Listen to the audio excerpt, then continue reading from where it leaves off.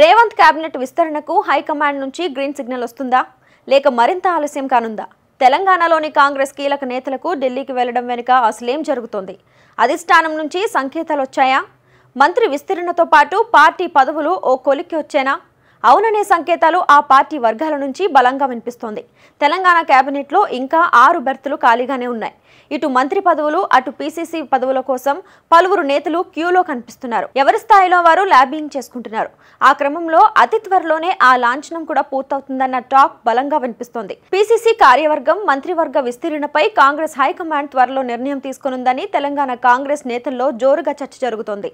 ఇదే విషయమై ఢిల్లీ పెద్దలతో చర్చించి తమ అభిప్రాయాలను పంచుకునేందుకు సీఎం రేవంత్ రెడ్డి, ఉప ముఖ్యమంత్రి బట్టి విక్రమార్క, పీసీసీ అధ్యక్షుడిగా నియమితులైన మహేష్ కుమార్ గౌడ్ వంటి నేతలు ఢిల్లీకి వెళ్లారు.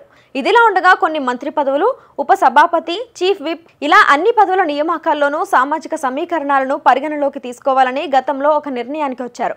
పీసీసీ అధ్యక్ష పదవిని బీసీ నేతలకు ఇచ్చారు. ఇక కార్యనిర్వాహక అధ్యక్షులు, ప్రచార కమిటీ చైర్మన్ పదవులను ఇతర సామాజిక వర్గాలకు ఇచ్చే అవకాశం ఉంది. మంత్రివర్గ విస్తరణపై అధిష్టానం నిర్ణయం తీసుకుంటుందని సమాచారం. కొత్తగా మరో 6గురిని మంత్రివర్గంలోకి తీసుకునేందుకు అవకాశం ఉంది. వాటిలో 1-2 పెండింగ్ లో పెట్టి మిగిలినవి భర్తీ చేసే అవకాశం ఉన్నట్లుగా తెలుస్తోంది. సామాజిక వర్గ లెక్కలతో వాటికి శ్రీహరి ముదిరాజ్, పి సుదర్శన్ రెడ్డి, గడ్డం వివేక్లకు అవకాశం ఉండొచ్చని తెలుస్తోంది. మరోవైపు ఎన్నికలకు ముందు పార్టీలో చేరే సమయంలోనే కోమటిరెడ్డి రాజగోపాల్ రెడ్డికి మంత్రివర్గంలోకి తీసుకుంటామనే హామీ కూడా ఇచ్చినట్లుగా చెప్తున్నారు. ఆయనకు అవకాశం ఉండొచ్చనే ప్రచారం జరుగుతోంది. హైదరాబాద్ నుంచి కాంగ్రెస్ ఎమ్మెల్యేలు ఎవరూ లేనందున ఉమ్మడి రంగారెడ్డి జిల్లాకు మంత్రివర్గంలో అవకాశం కల్పించాల్సిన పరిస్థితి ఏర్పడింది. ఎమ్మెల్యే మల్రెడ్డి రంగారెడ్డి, టి రామ్మోహన్ రెడ్డిలలో ఒకరికి అవకాశం ఉండొచ్చనే ప్రచారం కూడా జరుగుతుంది. ఇదిలా ఉండగా మైనారిటీల నుంచి ఒకరికి మంత్రి పదవి ఇవ్వాలని పార్టీ ఆలోచిస్తున్నట్లుగా కూడా సమాచారం.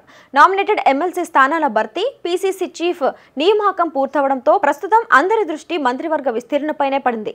డిసెంబర్ 7న సీఎం రేవంత్ రెడ్డితో పాటు 11 మంది మంత్రులుగా ప్రమాణ స్వీకారం చేశారు. దీంతో ఇంకా 6 కేబినెట్ బెర్తులు ఇంకా ఖాళీగానే ఉన్నాయి. హోం మంత్రిత్వ శాఖ, మున్సిపల్, విద్య, మైనింగ్ తో పాటు పలు కీలక శాఖలు సీఎం వద్దే ఉన్నాయి.